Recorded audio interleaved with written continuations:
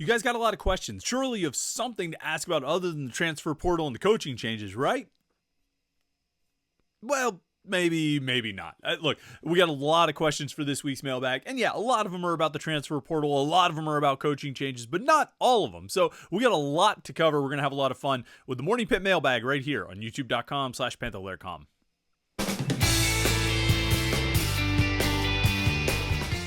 You know, every week when we do these mailbags, I'm always like, man, we got so many good questions. I want to get to as many as we can. And I end up answering like 4. You know, like I look back and I'm like, how did I not get to this question or not get to that question? It's because we end up going long on some of these questions because they're good questions. You can't just always answer yes or no. You want to elaborate a little bit. And let's be honest. I mean, these Friday podcasts, these are marketed as a mailbag, but ultimately what it comes down to is you guys picking topics. Like, it's sort of me saying, all right, what do you want me to talk about? And you guys come up with good topics. You come up with good questions on Panther-Lair.com, and so we talk about them. But I'm really going to try to get to as many questions as we can this week because there's a lot of stuff I want to answer out of these questions, so we might go past our usual 20-minute mark or so, whatever we generally end up at. So we got a lot to get to. Of course, you know what we always ask you to do right off the bat. Like this video and subscribe to our YouTube channel, youtube.com/Panther-Lair.com, so you don't miss any of our Pitt video content. These daily morning Pitt videos Monday through Friday, our weekly live show on Wednesday nights, which was a lot of fun. Hopefully you got a chance to check that this past Wednesday night with me and Jim Hammett. 8:30 to 9:30, talking everything going on in Pitt sports. We had a long conversation about a lot of topics, and hopefully you got the chance to see it. And if you didn't, you can go back and watch the video after the fact. We had post-game interviews and press conferences and highlights, all kinds of different things, all right here at youtube.com/Panther-Lair.com. And I think if you're a Pitt fan, it's a place you need to be to get the most out of your Pitt fan experience. And of course, you need to head over to Panther-Lair.com, Panther-Lair.com, Pittsburgh.rivals.com, the most comprehensive source of Pitt sports news on the internet. Football, basketball, recruiting, you find it all at Panther-Lair.com, and message boards to interact with hundreds and thousands of other Pitt fans. All day, every day at Panther-Lair.com, Pittsburgh.rivals.com. And I got my shirt today. I got my shirt on today. Warm up the victory lights. How sweet is that? You're probably looking at it and you're like, yo, how many podcasts do I have to start, or do I need to have a YouTube show in order to get that shirt? And the answer is no, you don't. You just have to go to homefieldapparel.com. Homefieldapparel.com, it's a place for home field. All of their sweet college gear and their Pitt line is outstanding. You may be disappointed with the football season. You may not like Pitt basketball's loss to Missouri, but you can still look good and feel really comfortable wearing some of the best t-shirts, sweatshirts, joggers, dad hats, bomber jackets, more items than I can possibly come up with before I run out of breath. It's all right there at homefieldapparel.com. And I'm not exaggerating when I say these are some of the softest t-shirts I own. And I'm a big t-shirt guy. These are super soft. They hold their shape. They fit great. And they look awesome.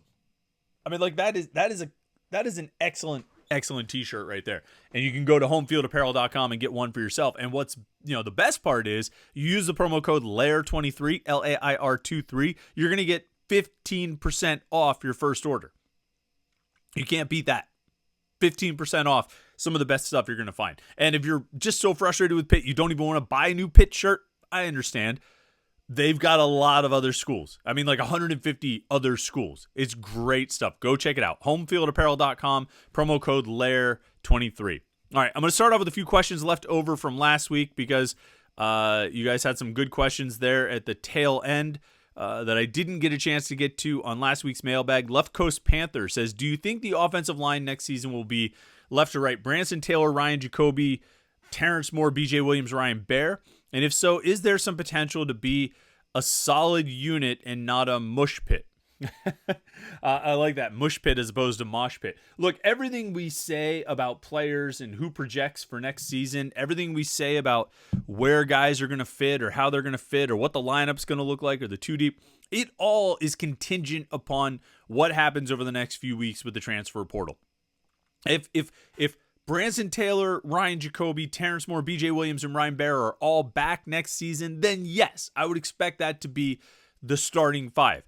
Do I think any of those guys are, right on the verge of transferring? No, I don't. So I don't say, I don't mean to be like cryptic about it. Be like, well, if they're all back, they'll be the starting five. I don't mean to be like that because I don't have any real inclination or indication that those guys are going to leave. And I have to offer the caveat that we offered yesterday. We tape these things. I tape these Morning Pitt videos a day ahead. So for me, right now as I'm recording this, it's Thursday night. All right. For you, as you're watching it, it's Friday morning, Friday afternoon. Hopefully between the time I recorded this and the time it gets published or the time you watch it, nothing changes. And, all 5 of those O-linemen don't go into the transfer portal. We'll see. Hopefully that doesn't happen. And if it does, we have something new to talk about on Monday, right? But as we sit here now, for me, Thursday, for you, Friday,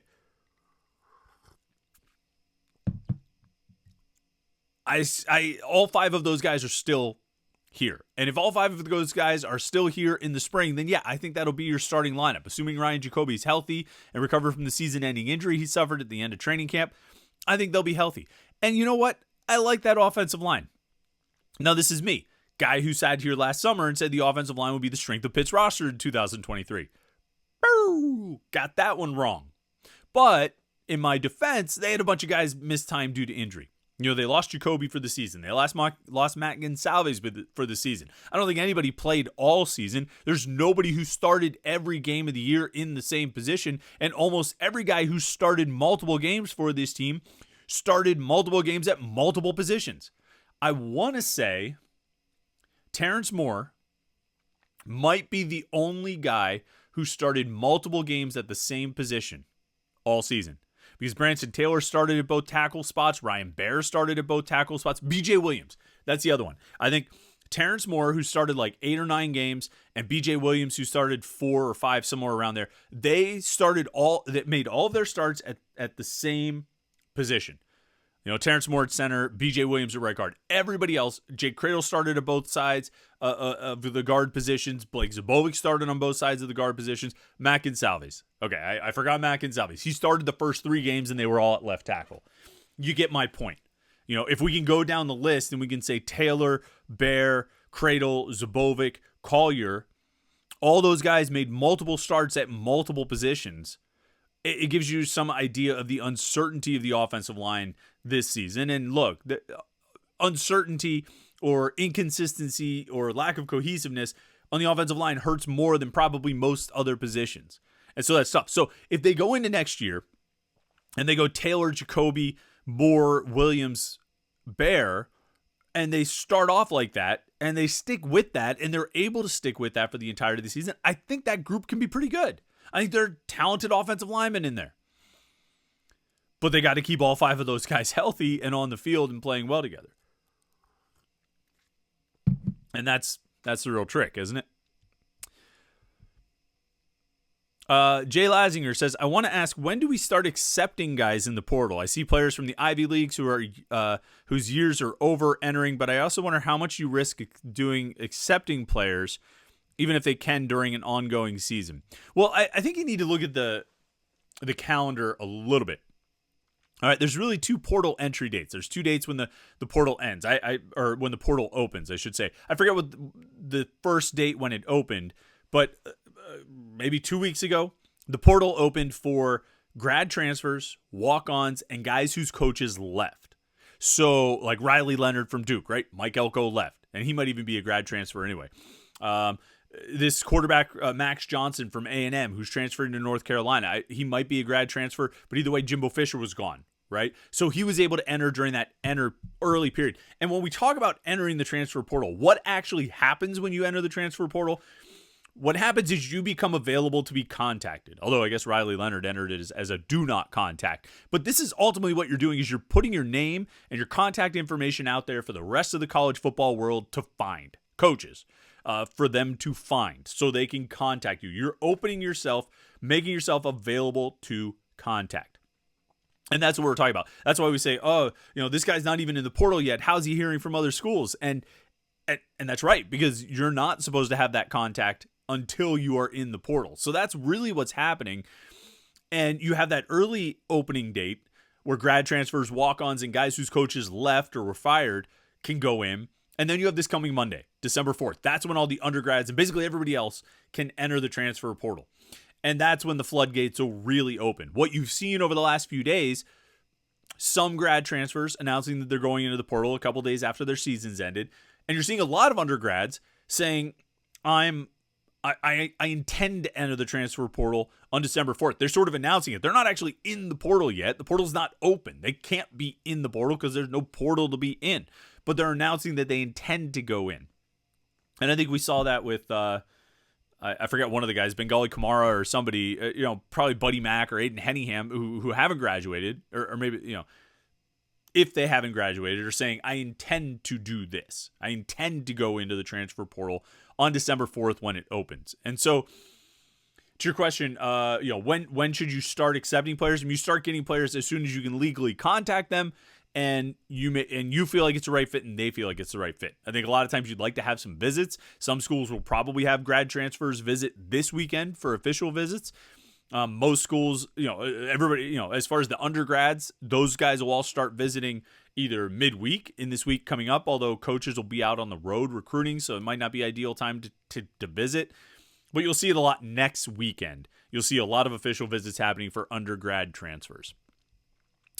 And then Right Said Ted says, lots of talk about the offensive coordinator, but I'm interested in what you think the talent on offense looks like next year. Among the quarterback, offensive line, and receivers, which group is most likely candidate for upgraded performance? It's an interesting question. Like I just said about the offensive line, I think if you get Taylor, Jacoby Moore, Williams, Bear back, I think they're excited about Jackson Brown. I think Terrence Enos looks promising. I think they have some promising younger linemen behind those guys. In addition to the freshmen who redshirted this year. If you get those guys back, I think you should get better play, more consistent play than you got out of the offensive line this year. I'm pretty bullish on the wide receivers. We'll see who ends up on the roster heading into next year. In theory, they could bring everybody back. I don't think that's going to happen, but they could have everyone back. I think if you go into next year, look, I don't know what Bub Meads is going to do. Let's put him in the TBD column. Kanate Mumfield and Dejon Reynolds already transferred once, so unless they graduate, they're going to be here next year. And then you get into the freshman group. You get into the Kenny Johnson and Zion Fowler-El and Izzy Polk and Lamar Seymour. I think all four of those guys look really good. I think all four of those guys look really promising. Are they all going to be here next year? Odds are no. And that's not, any kind of like sources or intel about those guys specifically, but rather it's, just playing the odds of college football, If they could get all those guys back, plus Mumfield and Reynolds, you got a pretty good foundation. Now, if you can go out and get a playmaker receiver from the portal, you go out and get him. But I think that's a pretty good group. If you were able to roll, say your starting three or your top three are Reynolds, Mumfield, Johnson, and then you have those other three current freshmen, the guys who will be redshirt freshmen next year, Polk and Seymour and Fowler-El, as your next three, I like that group. I like that group. I don't want to say that they wouldn't be helped by an impact addition from the portal, but I like that group. I think they could be pretty good. And then quarterback, I like Nate Yarnell. See if they bring something else in.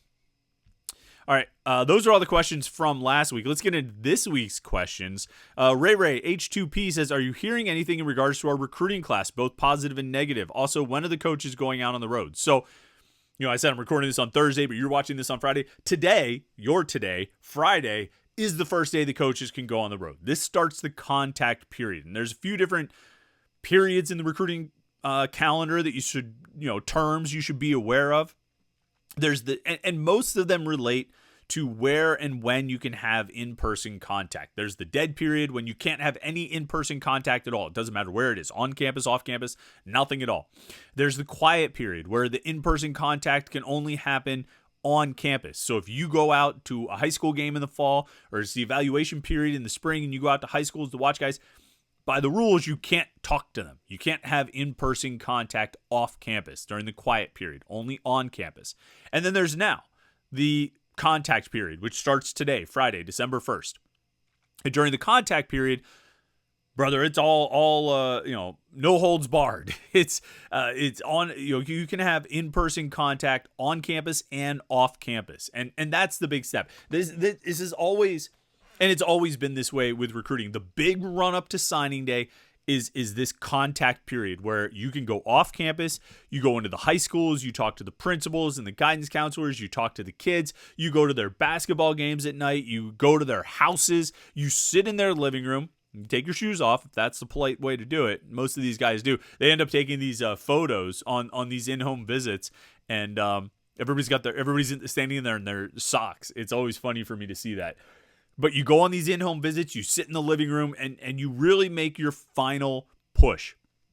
This is why your son needs to come and play for us. This is how we'll take care of your son. This is how we'll care for him and nurture him and develop him, not just as an athlete, but as a student, as a young man. That's the big one. You get one visit with each recruit per week, right? So they go visit Jasir Winnington, the defensive tackle commitment, on Monday next week. They can't visit him again for the rest of the week until the following Sunday, all right? So you get one visit per recruit each week. And the head coach only gets one visit total. So today, from what we understand, Friday, Pat Narduzzi and Ryan Manilak are going to go visit Francis Brew, one of the defensive tackle commitments, a kid in Ohio. They go out there. They're going to have an in-home visit with him. They're going to sit down with his family. It's all going to be really great. But that's the last time Narduzzi can have an off-campus visit with that kid. Tomorrow, Narduzzi's going to be back in Western PA. He's going to go visit Julian Duggar. I think he's going to probably head up and, he's going to visit Ty Uhas, and he's probably going to go visit Cam Lindsay. That's it for those guys. The rest of the staff can visit them again once each week, but Narduzzi is done. The head coaches only get one. So it's important to understand. And I think probably people who followed recruiting for a long time are like, oh, dear Lord, shut up. Just move on. We know all this. But I think a lot of people don't. And even some people who do need a refresher as we head into these different points in the recruiting calendar. The contact period, man, is really when a lot of the fireworks come during the official visits in June, which is a quiet period. You can't have off-campus in-person contact. That's when the fireworks happen with those official visits. This is when you really lock it down, finalize the class, because you go into the homes and you make sure everybody's on the same page. Now, other coaching staffs can go into those homes too, and they will. And you're going to have to fight that. You're going to have to make sure they're good with you. But that's where we're at right now in the recruiting calendar. Pitman 2003. What happened with DeAndre Jules? Him leaving is a significant loss. Yeah. I don't disagree. And if there was one transfer up until this point, again, we're taping this on Thursday, but all those transfers that came on like Tuesday and Wednesday, if there was one biggest surprise, it was DeAndre Jules. He has 1 year of eligibility remaining, really finally had his breakthrough season at Pitt, moving into the starting lineup for a handful of games, the most productive defensive tackle on the roster, and really positioned to be a 12, 13 game starter next season at defensive tackle. I mean, as much as anybody, he had a role carved out that he was going to fill, just because it was him and a bunch of like young, inexperienced players at defensive tackle that they would be relying on. And so Jules was going to be the unquestioned leader of that group, an unquestioned starter, and was going to be on the field a ton. And he goes into the portal. He went into the portal on Wednesday. You say, well, how does that happen? Why does that happen? Why would you walk away from this situation where you've got a clearly defined role? You're playing with a guy who's well regarded as the top defensive line coach in the country. It's a defense and a place you know. Why would you leave? I don't want to say this definitively, but I mean, to me, it's an NIL thing. And to me, I talked about this a little bit on the Morning Pitt yesterday. We talked about this on the Morning Pitt, Wednesday night on the live stream. Not the Morning Pitt live stream, but the Panther-Lair show live stream on Wednesday night.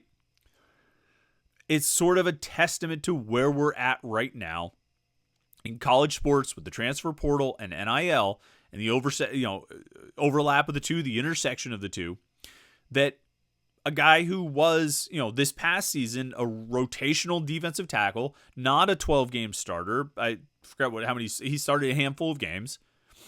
And, the most productive defensive tackle on the roster, but by far not somebody that you would say is, he wasn't like all conference or something like that. And I would imagine that he was enticed by NIL offers from a school that may be looking at him as a potential starter and may just be looking and like, well, this guy was pretty solid at Pitt. Let's get him in here to be on our 2 deep. to fill out our defensive tackle rotation. And probably a decent-sized NIL offer was made, and now he's gone. And I don't want to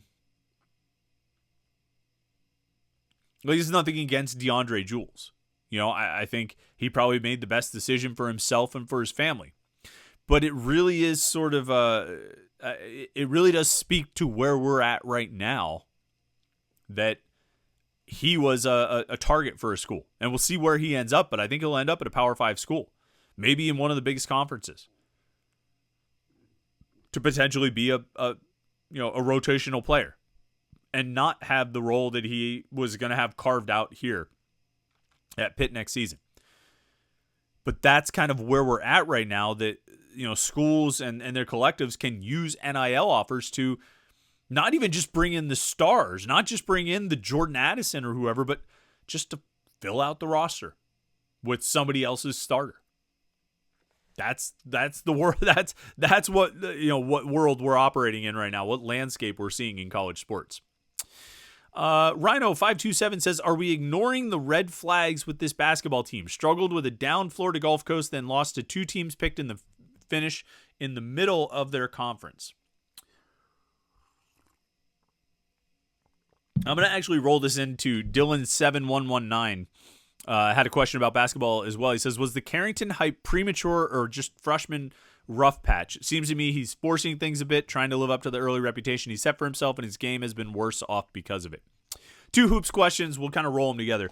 Wait, I want to get the wording of Dylan's question.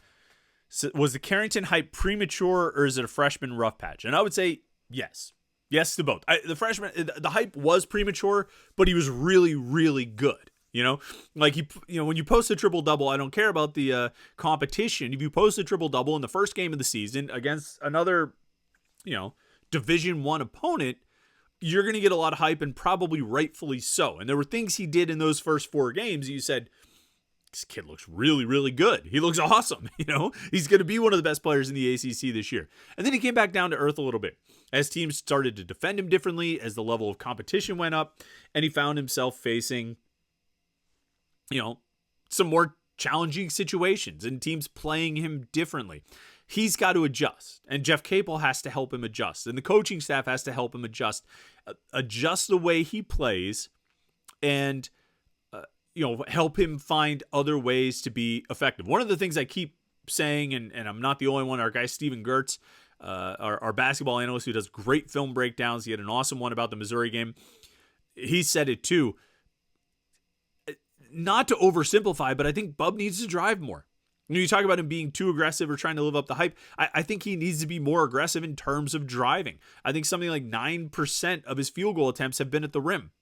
It's got to be higher than that. Whereas like 52% or something have been pull-up jumpers, 2-point jump shots, and 38% have been three-pointers.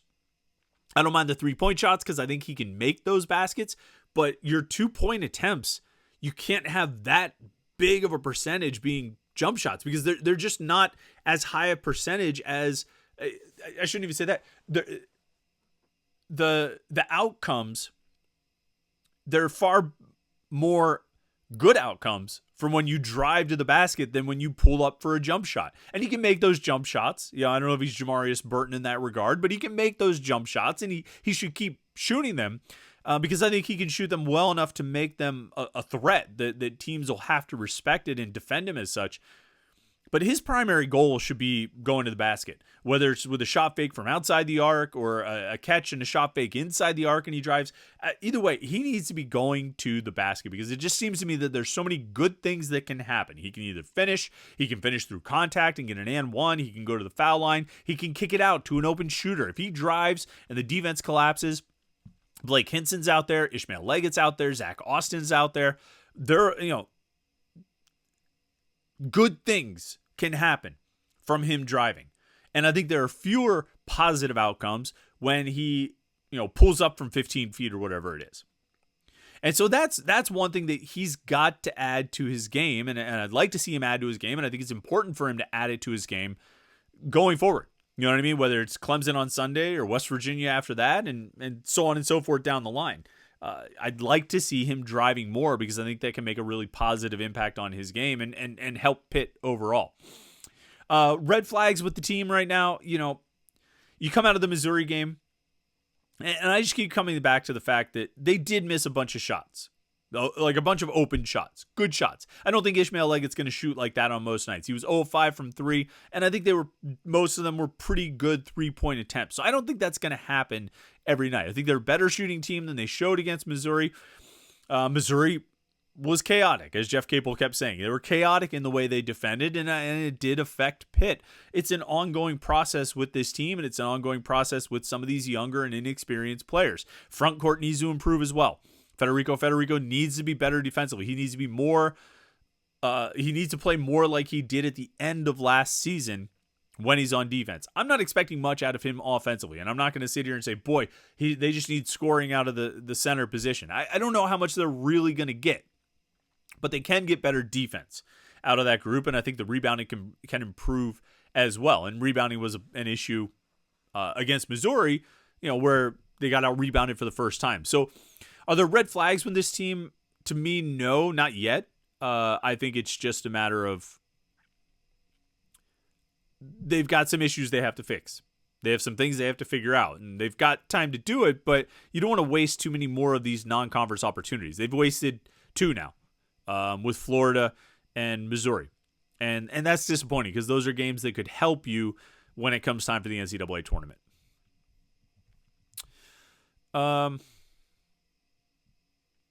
Let's see.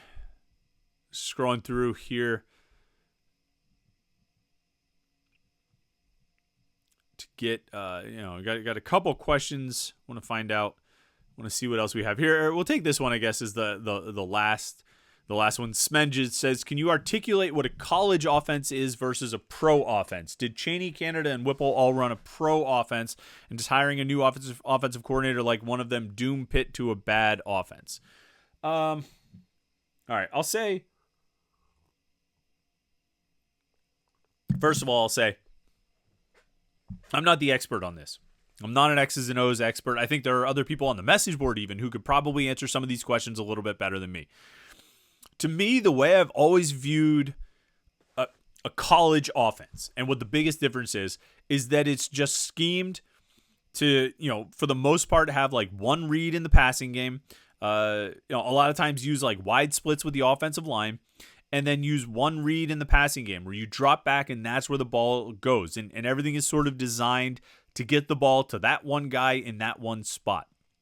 Whereas your pro style offense is typically, and I think I'm oversimplifying here and I'm hitting just one point among many, but your pro style offenses typically will have multiple reads and things that sort of trigger off of each other, and there's more information to process. You remember Panarduzzi's comment about the one-word offense at Penn State to wherever he called Pitt's offense when he was describing Christian Bayer's transition from Penn State to Pitt. Setting aside Narduzzi and the things he sometimes says in public, I think there is some relevance there, not necessarily to bash Penn State, but just to say that, the idea of that one-word offense or one-read offense, one-read passing game is, to me, has always been sort of the biggest difference between the college game and the pro game. Because in the pros, you have to read more than that. You have to be able to go through your progressions. You have to, not just know where all the routes are going, but know that each step the safety takes, what it does to every route. You know what I mean? Like, you have to be able to process all of that information. That's why I think a lot of guys who are super productive in college don't really end up being that productive in the pros, because you can't really, I think it's a lot harder to design and isolate those one read routes like you can in college. Just because of the talent level on the other side of the ball, that everybody's really good. It's tougher to pull that off.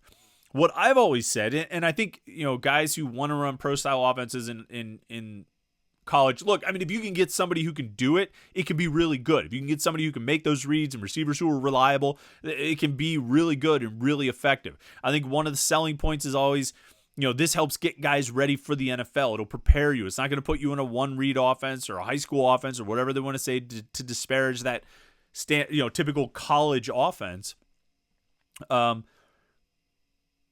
they say this is the kind of offense that'll get you ready to play in the pros. This is what NFL scouts are looking for. And that's all well and good. But to me, your job is to score points. Your job is to win football games. And if it's a one-word offense that gets it done, if it's a one-read passing game that scores points and wins games, you should go do that.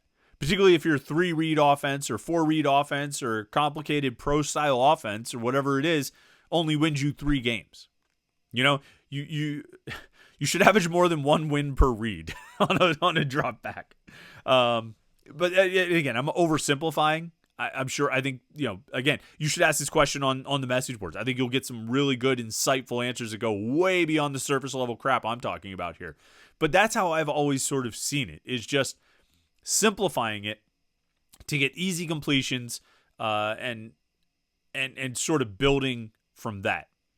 Is what makes an offense sort of college offense. One of the things Matt Canada did in college, or at least what worked really well at Pitt that definitely didn't translate to the NFL, is he was able to play with defenses' eyes based on who's eligible and who's not and who can get the ball or who can't or who has the ball, all those sort of things. Like running a shovel pass to George Aston worked against Clemson. Would it work against the Ravens? Is that going to work against the 49ers? Maybe once or twice you might hit it with Connor Hayward, but you're just not going to be able to play those kind of eyes games like he did in college. And I think that's part of the reason that it didn't work out for Canada at the pros. But again, I forget who asked that question. Was that Smedges? Was that our friend Smedges? It was. A good friend of the program, Smedges, asked that question.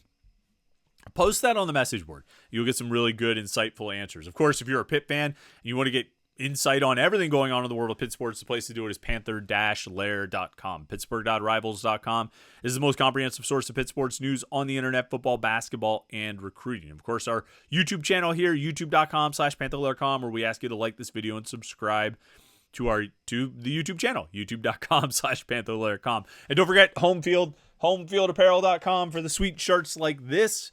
Promo code LAIR23 will get you 15% off. LAIR23, 15% off your first order. Homefieldapparel.com.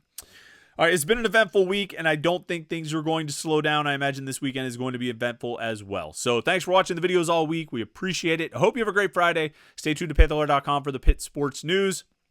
And we will talk to you on Monday for the Morning Pit right here on youtube.com/Panther-Lair.com.